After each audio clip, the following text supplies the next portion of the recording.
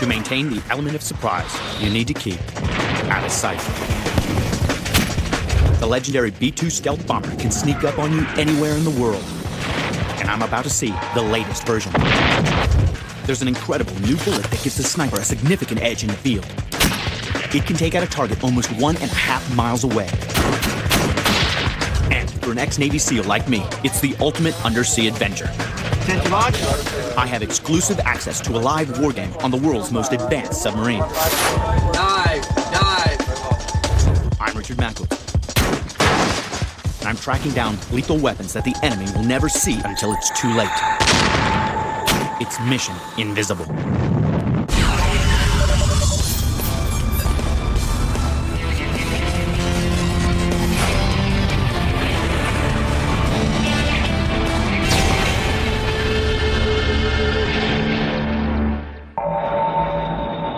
The key to modern warfare has always meant controlling the skies. Throughout aviation history, perhaps nothing's had a greater impact on the ground than the bomber.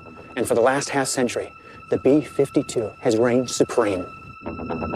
This legendary airplane has been the king of bombers for more than 5 decades. When you want to hit the enemy and hit them hard, the B-52 is a sure thing. But it's not exactly difficult for the enemy to spot. And bombers make perfect targets for surface-to-air missiles. So how do you take something that big and hide it from the enemy? You make it stealthy. In 1993, a revolutionary aircraft joined the bomber fleet. And I've come to one of the few places in the world where you have at least a chance of finding it. Whiteman Air Force Base in Missouri. It's home to the elite 509th Bomb Group, who fly this advanced aircraft into combat. Behind these steel doors is the most striking aircraft ever built. And you'd have to be from another planet not to have heard of it. But if you get an opportunity to get up close and personal and see it for yourself, well, you gotta take it. The B-2 Spirit is a giant bomber that defies radar, allowing it to penetrate even the most advanced air defenses and deliver a vast array of precision weapons practically unseen. And after a decade of great service, it's had a major upgrade. The leanest, meanest bomber on the planet Earth just got a little nastier. Meet the latest version of the B-2 bomber, the Block 30. The B-2 Block 30 multi-role bomber is a massive leap forward in aviation design.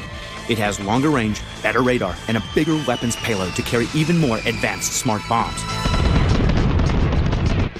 This latest version is almost invisible to modern surface-to-air missiles.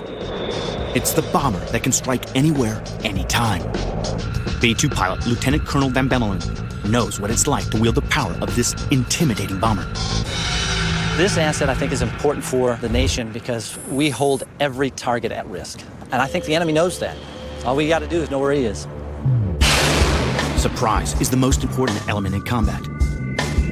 If they don't know you're there, they're going to have a hard time stopping you. This aircraft can get in quick, deliver a torrent of deadly munitions, then simply vanish. Invisibility is intimidating. Its boomerang shape is streamlined, reducing its radar cross-section and eliminating detection. The shape was so revolutionary that during early test flights, witnesses claimed dozens of UFO sightings. The aircraft is covered in radar-absorbing skin. Its engines and exhaust are on the upper surface, reducing its infrared signature. It stores all of its weapons internally, making it even more invisible to radar. We don't have a fuselage. It's all about reducing the radar cross-section. This flying wing design is specifically to reduce our radar cross-sections. The B-2 Block 30 has fantastic endurance capabilities at subsonic speeds, making it ideal for long-distance missions. In fact, on just one mission, it could cover the entire world. No wonder the record for the longest airborne combat mission was set by this aircraft at an incredible 44.3 hours. The elite crew who get to fly it see it as a great honor. Mac, it's the coolest job in the world. I mean, just look at the airplane. It's awe-inspiring. As a pilot, when I look up in the air and see it, kind of the spaceship-looking flying wing, it's really neat. So it's an incredible opportunity not many people have gotten. Coming up, the B-2's awesome payload. And I get to see what it's like to handle this incredible bomber. That was nice, huh? And later, I'm on board the commissioning voyage of the world's most advanced submarine.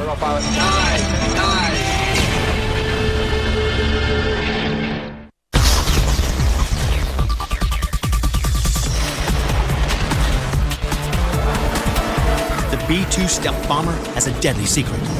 Hidden in its belly is a formidable package of precision munitions. It's Sergeant Ed Paxton's job to load them. We can do GB-28, which is a 5,000-pound bomb. We can do the AGM-158 or JASM, which is a standoff missile. We can do 500-pound JDAMs. You name it, we can put it on there pretty much. The upgraded B-2 can carry about 40,000 pounds of weaponry. It can drop the world's most precise bomb, the Joint Direct Attack Munition, otherwise known as JDAM, to within 30 feet of its target, from 10 miles high. In fact, just 2 B-2 bombers can cause as much destruction as the combined might of 75 different aircraft. We are going to be that Night 1 bomber. We're going to be the guy that knocks down the enemy defenses to facilitate the follow-on attacks by such airplanes as the B-52, the other fighters. We're going to be that Night 1 guy. That's what differentiates us.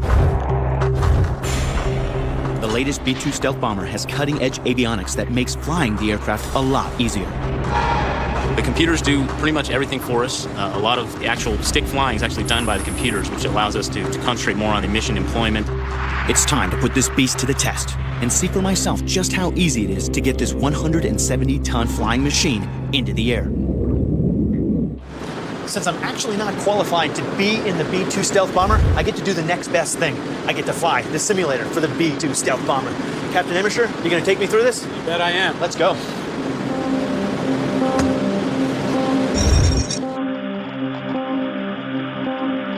What do you say? You get to fly the B-2. That's what it's all about. So we're waiting to get up to 126 knots before I can start lifting up the nose? With each B-2 bomber worth $2.1 billion, the pilots have to be ready for every eventuality before they take control of this extraordinary national asset. Pressure on the stick. This isn't just a video game. This is a multi-million-dollar state-of-the-art simulator that's so realistic you feel every twist and turn. This is incredible. My first task is air-to-air refueling, which is vital for long-distance combat missions. All right, let's give it a shot here. All right? Being able to refuel mid-air means the aircraft can execute missions up to 44 hours in duration. Mid-air refueling is dangerous. One slip and both planes could go down in flames. Just coming up a little too high. Yeah, it definitely takes a little while to get used to. Oh, come on, get a little closer. Oh, I blew that one. Of course, I'm probably moving around a lot more than you guys do. Once you get used to it, it's a lot easier to stabilize. Just takes a little bit of practice. All right, you connected. Am I? Yep. Oh, great. The B-2 is largely controlled by computers. Landing it, though, is still a skilled pilot's job. If you actually put the aircraft symbol right there where the two lines intersect, it'll take you down. You're getting a little bit low, so you want to pull back just a little bit. You can definitely kind of see how you get the feel of the ground rush a little in here. Absolutely. Just keep it coming down. We're on the ground. That was nice, huh? Yeah, not too bad. Awesome. It's an exhilarating feeling and an honor to be allowed to see how this breathtaking bomber handles. Invisible and deadly, it would strike fear into the heart of the enemy. If only they could see it coming. Still to come, a new sniper round that claims to be deadly accurate at 1.5 miles. Torpedo evasion. And later, I'm underway with the U.S. Navy's newest submarine.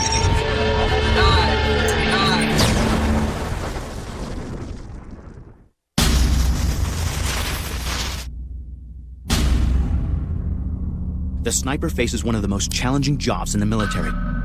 Their job is to protect troops by eliminating targets that lie way beyond the range of ordinary rifles. They are the epitome of stealth on the battlefield. The more distance they can put between themselves and their target, the more chance they're all going to get home alive. And for his fellow soldiers, his one shot could turn the tide of a battle. To To do the job, snipers need a bullet that's both accurate and lethal at long range.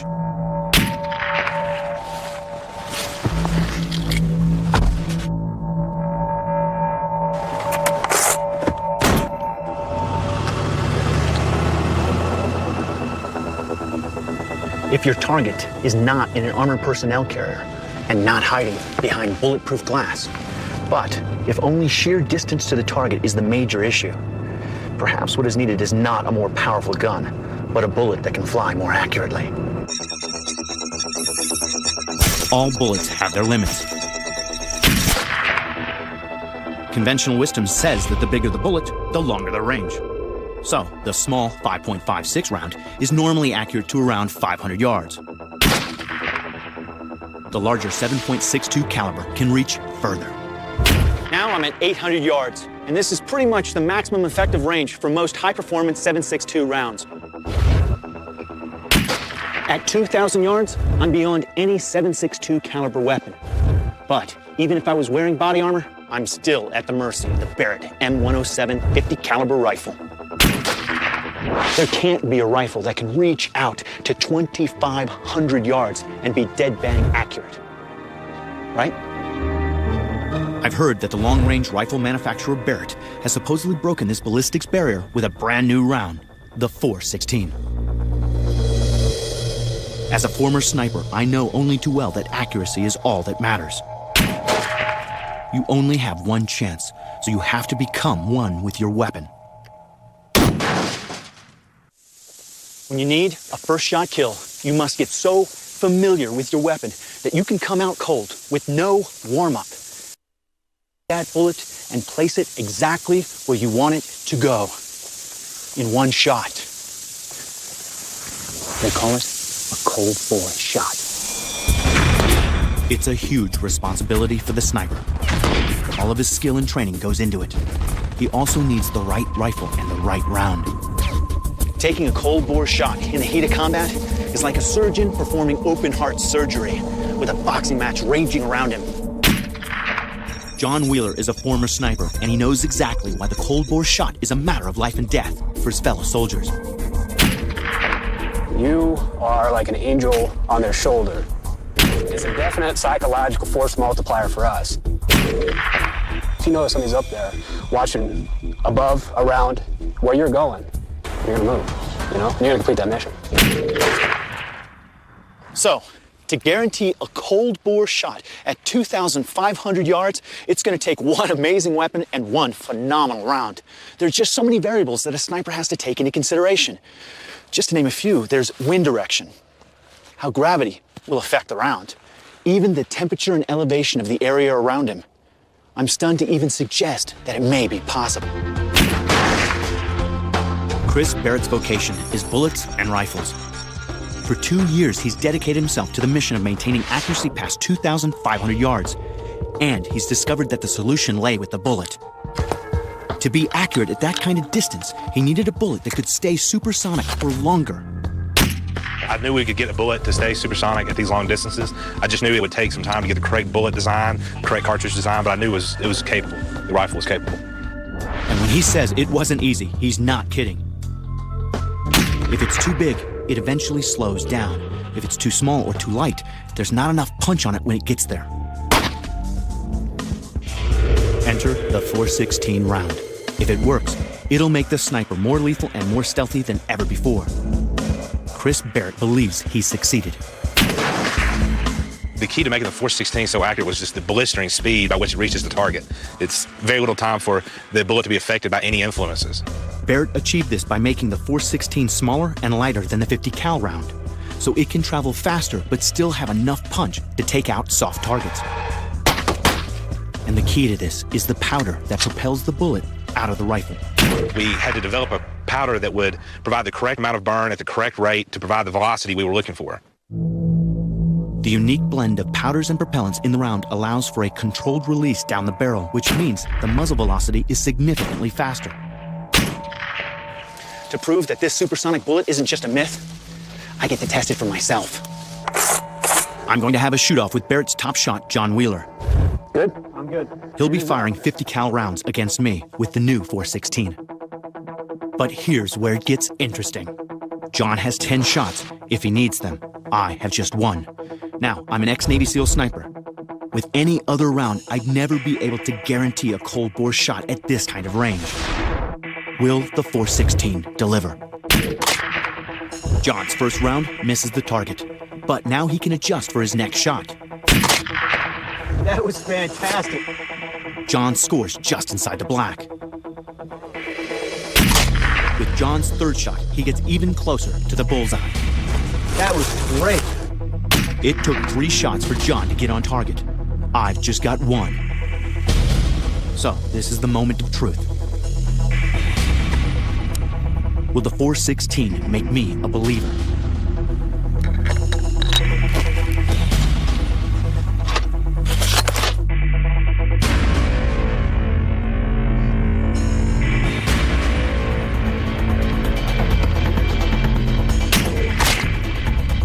I hit it. Good job, that's awesome. Yep, you just successfully hit about a 4-foot target at over 1.5 miles. Good job. That's fantastic. I never would have thought it was possible. 1 shot, 1 kill at this kind of range. Yep. Good job, that was awesome. Thank you, brother. Appreciate that. I give all the credit to Barrett Brinkman. Unbelievable. 2,500 yards with 1 shot. I've got to get a closer look. Tell you what, actually going 2,500 yards just to see what you hit is, I've never had to do that before, let me put it that way. I'm stunned. I treated the X like it was the center mass, like the heart. And based on this drop, if you look at me right next to it, you can see, essentially it's a gut shot right here at 2,500 yards. It's fatal. The 416 has made the sniper even more deadly and stealthy. If you only have 1 shot and you need to be dead on over long distances, maybe bigger isn't better. The military wanted a weapon that could reach out and touch someone. The 416 is ideal for the longest of long-range shots. Coming up, the new Special Forces stealth weapon that fits in your hand and can disable a warship.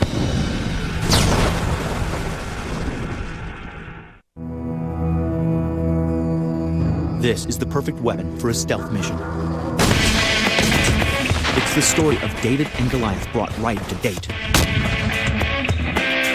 No bigger than a beer can, it's compact and deadly. Once unleashed, it can disable tanks, vehicles, even an entire warship. Ideal for special operations. I'd like you to meet the Krakatoa.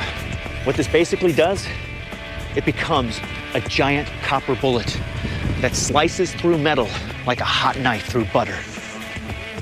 It's all business. The pint-sized Krakatoa can be detonated on land or underwater. It uses the same technology found in many big anti-armor weapons, but in a portable package. It's named after a deadly volcano, and I suspect it delivers a big bang. To check it out, I flew over to Somerset in England. Okay, essentially what we have here is a stripped-down Krakatoa. Some plastic, a little bit of copper. Looks like a plumber's kit. But wait till you see what the Krakatoa does. The Krakatoa is the latest invention from Alford Technologies. The genius behind this device is Dr. Sidney Alford, a world expert on explosive charges. The Krakatoa uses plastic explosive packed behind a metal cone to form a shaped charge. When it's detonated, the cone turns into a lethal jet of hot metal that penetrates through heavy armored steel plate. And get this, the Krakatoa is made from plastic, making it light and easy to transport. And that's essential for a stealth operation. These plastic modules are relatively shockproof. You can jump with them, you can move with them. Definitely. It's easy to carry, but does it work?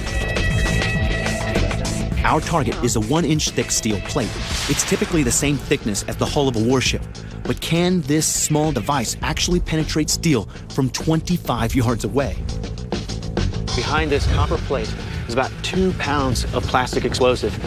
When it's fired off, this will basically become a projectile, a slug, like a gun, that will penetrate through armor. Firing! 4, 3, 2, 1. Look at that. This little device has had a dramatic effect on the steel plate. If that was a tank, it could do all sorts of damage to the inside. Look at that. Effective shot. That's Not a very pretty one. It's a great shot. Look at that. Clearly. That's probably about serious 80 damage pounds to worth of the- steel right there. Look at that. Look at that beautiful hole. This is an inch of steel plate. That little copper, that was about this thin. Again, a slug, hot slug of copper, boom, right through there. But this is exactly what the Krakatoa does. It smashes steel. The Krakatoa may be a blast on land, though it doesn't just smash holes in vehicles. Its smart new design means it can work underwater as well. At sea, the Krakatoa can perform two roles. First, it can take out deadly mines, and mines have become an even bigger threat for the Navy. During the first Gulf War, two warships, the USS Princeton and the USS Tripoli, were both struck by enemy mines planted in the Persian Gulf. As a defensive weapon, divers can plant the Krakatoa to take out mines. As an offensive stealth weapon, the device can be used to attack the warship unseen. A lone frogman carrying a bag of Krakatoas can disable an entire destroyer or cruiser without ever being detected. I'm about to find out how by visiting one of the smallest navies in Europe. This test is taking place in Cork, Ireland. Lieutenant Clodagh McConnell is an explosives ordnance disposal expert. The Krakatoa can be used very effectively underwater. Underwater, it's been used penetrating 1-inch steel up to 50 meters, and it's proved to be very effective. At this training pool, Navy divers practice placing Krakatoa underwater, attaching it with a magnet to a sheet of steel representing the hull of a warship. The Krakatoa is very simple to use. When the diver applies it to the device, they just go up and place it, and basically one device, place, explode, and that's it. Sidney Alford invented the Krakatoa, but it was his son Roland who helped ensure that the device worked as well underwater as it does on land. The biggest mechanical challenge was designing a seal that would work reliably. So what we had to do was to streamline it, make it as small as possible, but still efficient. Come up with that, and then actually play around with different types of seals and make sure that you can actually screw it down without special tools and keep all the water out. Now I'm about to see just how devastating the Krakatoa can be. Below the waterline, unseen, undetected, one man now has the capability of delivering a very bad day to any warship. We dropped a steel plate into the ocean to represent the hull of the ship. Lieutenant McConnell has loaded the weapon and gives it to the divers to attach to the target. Once it's placed, they need to get out of there, and fast.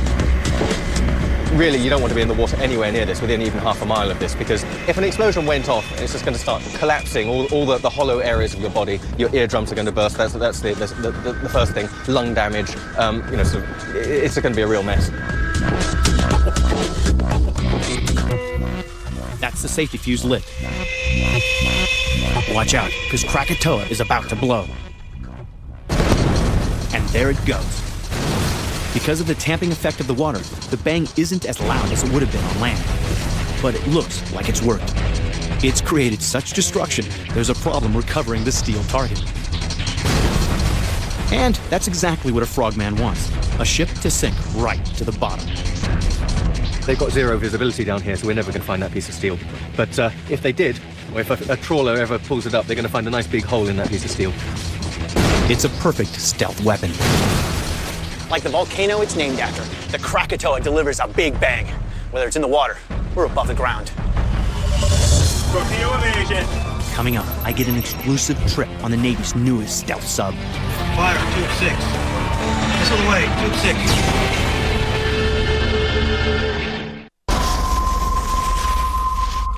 There's something dangerous and silent in the water. It's gigantic. It's powerful. It's deadly. And it can creep within a stone's throw of this location.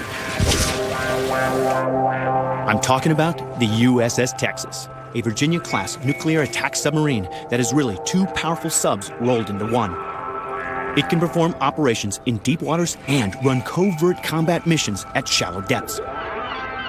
It's 1.5 times the length of a 747 and weighs 7,800 tons. Yet, it can patrol in just a few fathoms of water. Despite its size, it goes undetected. For enemy sonar, there's nothing but a hole in the water. This is the ultimate underwater stealth vessel.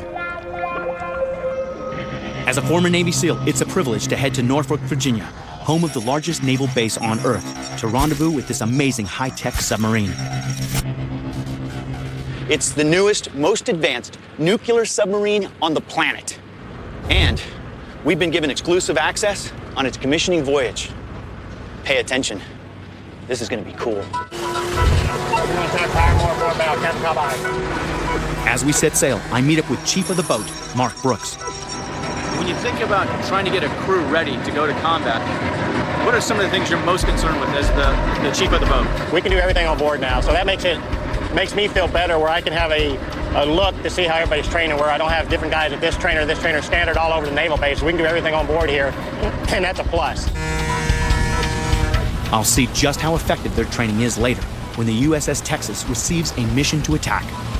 Well, we're about to head below. Submariners aboard the USS Texas can do this up to 3 months underwater.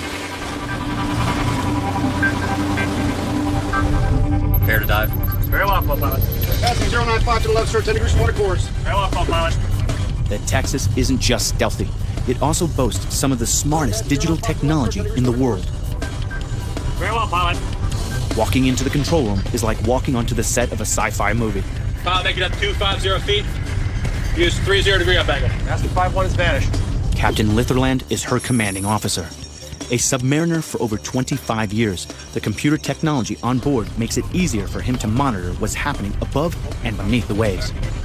There are over 70 screens in this control room, each displaying different pieces of important information. And that wealth of information is a tremendous asset to a commander as he tries to figure out what's going on in the world around him, how best to employ the ship to carry out its mission. No up periscope here. This is the world's first submarine without a traditional retractable periscope that relies on mirrors and glass. Instead, it's a photonic fiber optic mast that can beam color and infrared images onto any of the sub's screens. Controlled by a joystick, the operator can quickly get a 360-degree view. Pilot, the number 1 scope will actually remain raised for mission-critical camera operations. It's important to remember that the USS Texas isn't just super smart. It's also armed and dangerous.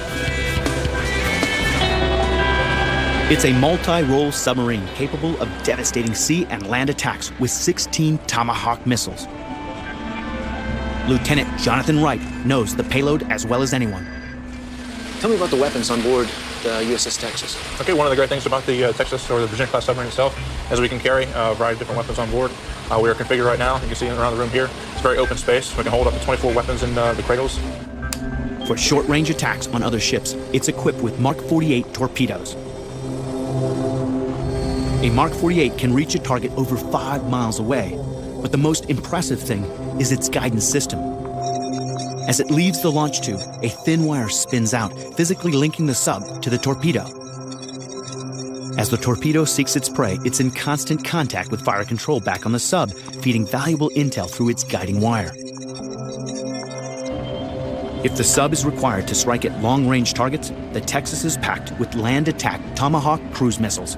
They're capable of reaching a target that's almost 1,000 miles away. The Tomahawk is essentially a fire-and-forget weapon. And its range means the Texas is capable of attacking 75% of the world's land mass.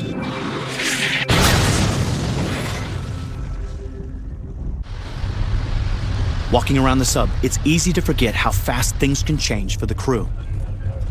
When the Texas changes depth, everyone knows about it. Pressure high. 15 down, 450 feet. Here we're heading up, 30 degrees. As you can see with my feet, it's dug into the tiniest piece of metal that's up. I'm gonna lose the foot if it doesn't stay locked. 30 degrees, straight up.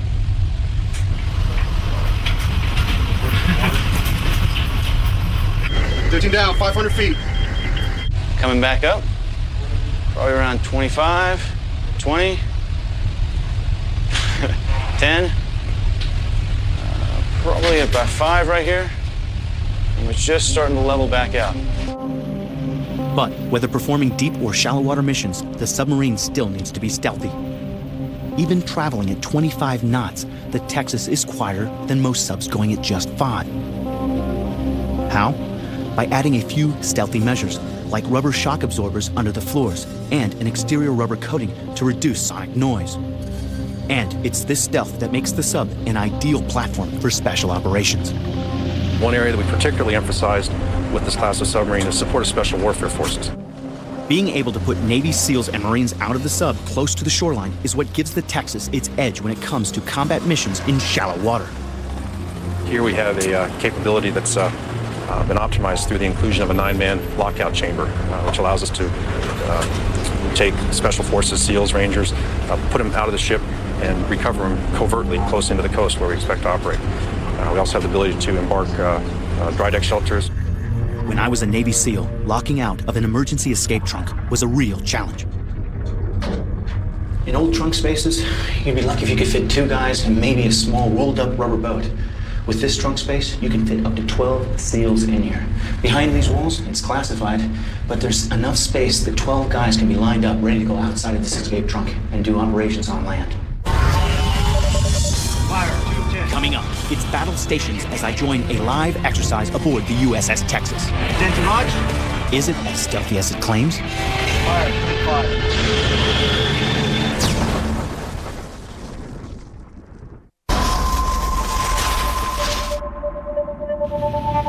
I'm on a fantastic voyage aboard the world's most revolutionary stealth sub, the USS Texas. This is its commissioning mission, and I've been granted exclusive access to see it put through its paces in a combat exercise. Capable of operating in both open ocean and coastal waters, the Texas moves with such stealth that no one will ever see it coming. And there's no better way to strike than when you're out of sight. This exercise is designed to push its new crew to the limit. Texas, line Alpha, 1925. You'll see flash traffic. There's a merchant vessel in our area that has been overtaken by forces enemy to the United States. This vessel may be carrying components that can be used for weapons of mass destruction. Our tasking is to destroy this vessel by any means possible, sir. In a situation like this, time is critical. The first thing the captain needs to do is establish the position of the rogue ship. That was the last known position of merchant bad guy, sir. What was the contact's motion at that point? West, towards Port Everglades, sir. What speed? 10 knots. So it looks like he's headed in our direction, Captain. 6-4. The pilot swings into action to get the sub up to periscope depth. 6-2. This allows the crew to make a 360-degree sweep of the entire area. 60 feet. We're looking for a tanker, probably laden, deep draft. Should be out to the west of us somewhere. We should be coming up from the stern and overtaking. Keep a sharp eye out. Pilot, right 5 degrees rudder, steady course. Where's right 5, sir? Very well, pilot. Minutes later, the crew think they found their target. Range, 1 division, high power. The crew is called to a heightened state of emergency. They have the contact in sight, and I'm going to trail it, identify it, and make sure it's the actual contact they're looking for. Shifting to black and white, high resolution. Attention attack center, we have just overtaken the contact we believe to be the rogue merchant. The contact is positively identified. The plan? To take it out. This is where the stealth of the submarine becomes critical. Very well, commence launch, flight Alpha. If you look very carefully, you saw the contact is off to the starboard. We're swinging around the back end right now. We want them to come forward just a little bit more. We'll swing around into position, perfect position if they want to fire. They can fire, and no one will even see them. No one will even know that Texas was there. Now we're running at top speed to ensure when the periscope is raised, we're in a good position to fire. Transition to cruise. They quickly come to about 60 feet. At that depth, they raise the periscope. They want to make sure they do a 360 just in case they didn't spot any other contacts. Now that they know it's safe, they're setting themselves up for an attack. The USS Texas is making final preparations for a tomahawk strike. Mr. Arm, Mr. Captain. The ship is at battle stations, ready to attack and react to any possible counterattacks. The moment the Texas fires, it's at its most vulnerable. My goal is always to maintain the stealth of my submarine. It's my only defensive weapon. Shooting missiles out of the water with flaming tails behind them, not a good way to maintain stealth. Man, battle station strike. Man, battle station strike. The missiles are loaded and ready to fire. Fire, tube 6. Missile away, tube 6. Fire, Tube 7. Missile away, Tube 7. The contact is now under attack from the Texas, but there's incoming danger. A torpedo has been launched, and it's headed right at us. Torpedo evasion. Dive. The Texas takes countermeasures and dives deep to evade the threat. It's so agile, it can dive from 250 feet to 600 feet in just seconds. Drawing out that. Like we left it behind. The skill of the crew made sure that the torpedo never came close. I'll secure battle station. Secure battle station, sir.